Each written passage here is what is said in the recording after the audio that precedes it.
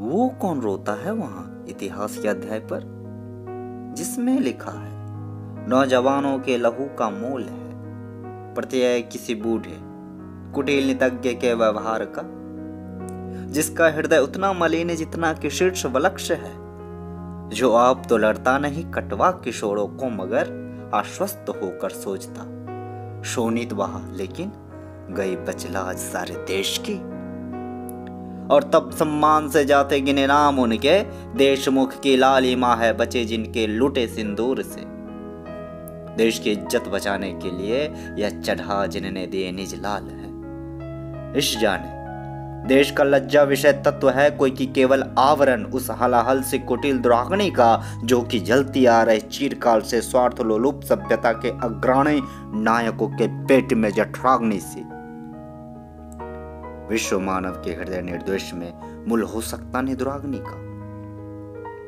चाहता लड़ना नहीं समुदाय है, फैलती लपटे विषैली व्यक्तियों की सांस से। हर युद्ध के पहले दुधा लड़ती उबलते क्रोध से, हर युद्ध के पहले मनुज है सोचता क्या शस्त्र ही उपचार एक अमोघ है। अन्याय का, अपकर्ष का, विष का, गरलमय द्रोह का लड़ना उसे पड़ता मगर, और जीतने के बाद भी रणभूमि में वो देखता है सत्य को रोता हुआ। वो सत्य है जो रो रहा है इतिहास के अध्याय में। विजय पुरुष के नाम पर कीचड़ नयन का डालना, उस सत्य के आघात से है झंझना उठती शिराएं प्राण की असहाय सी। सहसा विपंची पर लगे कोई अपरिचित हाथ जो वो तिल मिला उठता, मगर है जानता इस चोट का उत्तरना उसके पास है। सहसा हृदय को तोड़ कर कटती प्रतिध्वनि प्राणगत अनिवार्य सत्याघात की, नर का बहाया रक्त। हे भगवान मैंने क्या किया?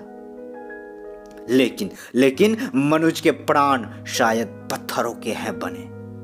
इस देश का दुख भूल कर होता समर आरूढ़, फिर मारता मरता विजय पाकर बहाता अश्रु है। यूं ही बहुत पहले कभी कुरुभूमि में नरमेध की लीला हुई जब पूर्ण थी, पीकर लहू जब आदमी के वक्ष का, वज्रांग पांडव भीम का मन हो चुका परिशांत था, और जब व्रत मुक्त केशी द्रौपदी मानवीय अथवा ज्वलित जागृत शिखा प्रतिशोध की, दांत अपने पीस अंतिम क्रोध से आदमी के गर्म लोहू से चुपर रक्त वेणी कर चुकी थी केश जो 13 वर्ष से थे खुले। और जब पविकाय पांडव भीम ने द्रोण सूत के शीश की मणि छीन कर हाथ में रख दिए, प्रिया के मग्न हो 5 नन्हे बालकों के मूल्य सी।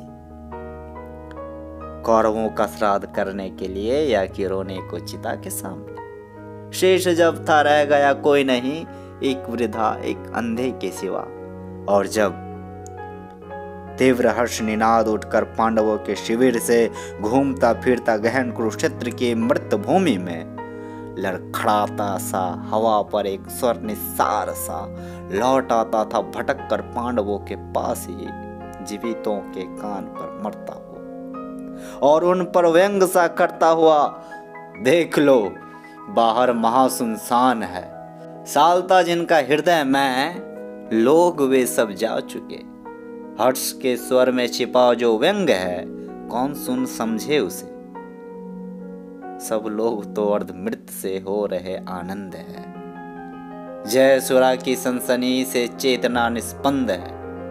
किंतु इस उल्लास जड़ समुदाय में एक ऐसा भी पुरुष है जो विकल बोलता कुछ भी नहीं, पर रो रहा मग्न चिंतालीन अपने आप में।